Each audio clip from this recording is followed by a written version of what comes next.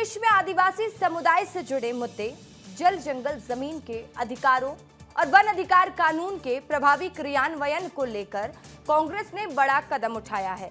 Akhil Bharatiya Congress committee AICC के निर्देश पर मध्य प्रदेश कांग्रेस के प्रभारी हरीश चौधरी ने उच्च स्तरीय समिति का गठन किया, जो कि आदिवासी हितों से जुड़े मुद्दों पर पार्टी की रणनीति तैयार करेगी।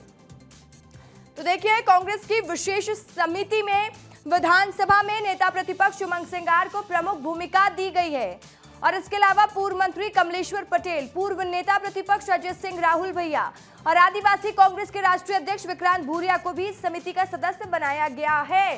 कांग्रेस का मिशन आदिवासी, जान लीजिए किन किन को जगह मिली है, क्या लक्ष्य, सब कुछ विस्तार से आपको बता रहे हैं। हाई लेवल समिति का गठन किया गया है। उमंग सिंगार है, इसमें नेता प्रतिपक्ष अजय सिंह राहुल भैया है, पूर्व नेता प्रतिपक्ष कमलेश्वर पटेल है, पूर्व मंत्री विक्रांत भूरिया है, आदिवासी कांग्रेस के अध्यक्ष। और अब जानिए इसका लक्ष्य क्या है। जल जंगल जमीन संरक्षण को लेकर कांग्रेस अब आदिवासियों के बीच में जाएगी, उनका मुद्दा बनाएगी। समिति का मुख्य उद्देश्य आदिवासी समाज के पारंपरिक और संवैधानिक अधिकारों की रक्षा करना है। इसके तहत जल जंगल और जमीन से जुड़े मामलों की समीक्षा की जाएगी।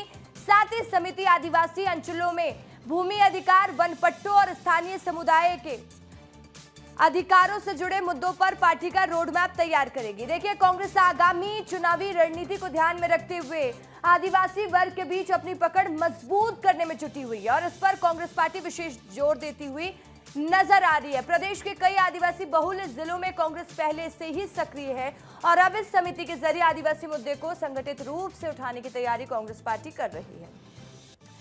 कांग्रेस का प्लान ऑफ एक्शन अब बात कर लेते हैं इस पर कि देखिए, आदिवासी बहुल जिलों पर कांग्रेस का फोकस रहने वाला है। आदिवासी बहुल जिलों पर कांग्रेस का फोकस रहने वाला है।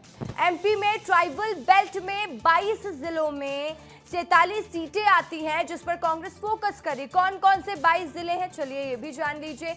झाबुआ, अलीराजपुर, धार, बड़वानी, खरगोन, मंडला, डिंडोरी, बालाघाट, छिंदवाड़ा, बैतूल, शहडोल, अनूपपुर, उमरिया, सीधी, सिंगरौली, खंडवा, बुरहानपुर, रतलाम, सिवनी, शिवपुरी, श्योपुर और नर्मदापुरम। तो इन जिलों में कांग्रेस के नेता दौरा करने वाले हैं। पुराने वोट बैंक के लिए मेहनत और मशक्कत करने की पूरी तैयारी में है। आपको बता दें, 2018 के चुनाव में इन सीटों पर कांग्रेस का अच्छा प्रदर्शन था, जहां पर 47 में से 30 आदिवासी सीटों पर जीत मिली थी।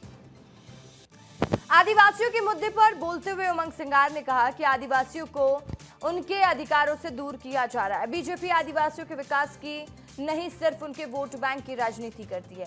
मध्य प्रदेश के आदिवासी कांग्रेस के साथ हैं। भारतीय जनता पार्टी उनको वनवासी बनाना चाहती है, आदिवासी उनको नहीं रखना चाहती।